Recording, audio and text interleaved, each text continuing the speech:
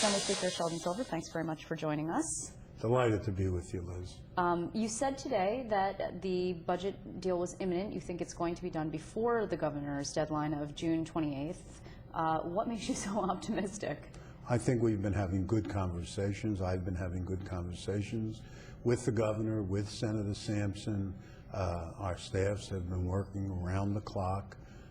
We are now finishing by tomorrow 2 major bills that deal with transportation, environment in this state, and I believe that before this weekend's, we will have 80% of the budget complete, and by Monday or Tuesday we can complete the rest. So will the governor's going to be sending up these bills, not in an extender, is that correct? Yes, absolutely. He will send them up as budget bills this week. And they will be passed before tomorrow? We are hopeful that by tomorrow those 2 will be passed. So what's left is education, really. I mean, that's the stickiest wicket here. That is correct. Education is left, and several other areas dealing with revenues are still open. Yesterday, the governor took borrowing off the table. Really pretty unequivocal. I mean, he's no borrowing. Then Senator Sampson said he feels like he needs to get the governor over to his point of view. You have said in the past that you think borrowing is an okay idea. How is this going to happen without borrowing? What kind of revenue is going to be generated if borrowing isn't possible, or will you and Senator Sampson manage to convince the governor on that point? I believe we can close the budget without any borrowing. I know we can close a budget without any broad-based tax increases. So no millionaire's tax, that's now off the table? I believe that's off the table, and I never proposed it, never supported it, and I don't think it will be part of any solution. Members of your conference did, but yes, you did not. Yes, that's correct. Okay. And so then where does the revenue come from? There has to come from, otherwise you're going to cut very deeply into education. The governor says $1.4 billion. I assume you're not on board with that. We're not on board with that, but we have done even in the Assembly budget bills that we did back in March, there was still an $800 million cut in it. We want to restore some of the governor's cut, and we are holding out for that restoration. But where is the money going to come from? The money will come from the overall budget. Remember, this is a $135 to $137 billion budget, all funds, and so we're not dealing with a lot of money in that domain.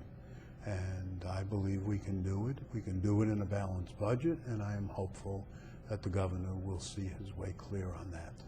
Okay, I guess I understand that the budget is almost, at the end of Friday, as you said, 80% complete. So that leaves 20% to play with. That's not a lot, even though education is a fairly big portion. Will there be layoffs? Will there be a $1 cigarette tax increase? I mean, there has to be some kind of play somewhere in order to restore. I don't know how much you'd like to restore. Well, a cigarette tax was always a part of the governor's proposal. Right. So there will be an agreement on that, I believe, and some other tobaccos that go along with it that were not part of the governor's proposal, but would be additional revenue. Like what kind of tobacco? Well, cigars and chewing tobacco and things of that nature. So taxes will go up on those? On those items. Okay. Where else would the revenue come from? A variety of ways, some closing of loopholes, some deferrals of payments by the state and various tax credits to major, not to small business, but to larger businesses. They would not be eliminated, but perhaps deferred.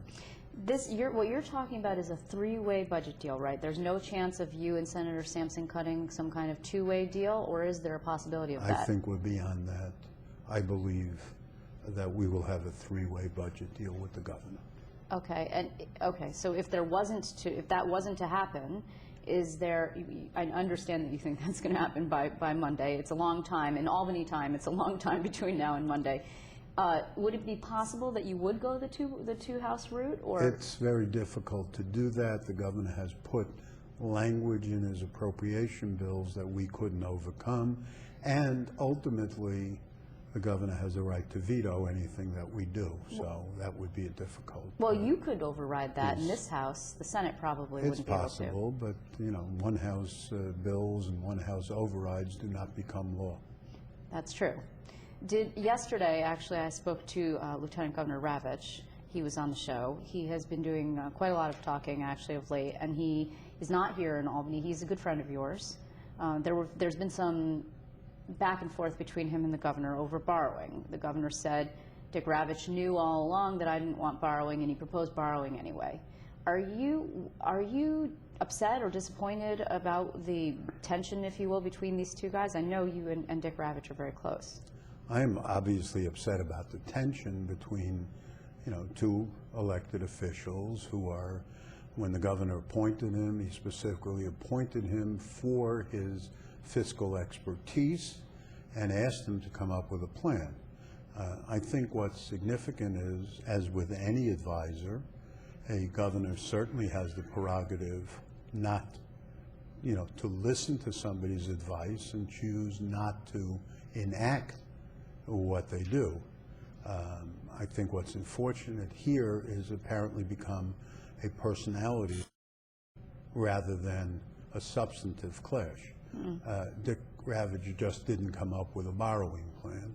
Dick Ravitch came up with a generally accepted principles plan as far as how state budgeting should be done in the future. And in order to bridge the gap, he proposed some borrowing in order to let the state do that. Right. Because you would have to change a lot of the things that have in the past closed budgets, and what he felt is that could not be done immediately, number one, and couldn't be done without the ability to bridge the gap over a number of years. And his borrowing plan was for a laudable reform purpose, and that was to put this state on a generally accepted accounting principles standard in when they go to market. So liabilities are liabilities. You cannot close this year's budget by moving a pay date to next year. Right. Under GAAP, the liability is incurred this year. It would count as an obligation this year. Do you think he's been slighted and mistreated by this administration? I think, you know, at this point in that discussion of the budget, I think it's irrelevant. I just do think that he is a talent. The governor recognized him as a talent, and I do think that for the next 6 months, there is a lot that he can offer the governor, and there ought to be some kind of, let's say, openness toward each other that has to occur. I think he has been, and when he was appointed by the governor, he was recognized as being of value to the governor. That doesn't mean that the governor has to listen to everything he tells him, but it might be interesting sometimes to listen to what he has to say. Could you broker that peace? I think it's something I would like to do between two friends of mine who, you know, clearly have some kind of dispute between them. But you haven't, obviously you haven't tried yet. I mean, this seems to be very fresh. I think I've encouraged the rhetoric to be turned down. On which side? Both. Okay. He also says that without long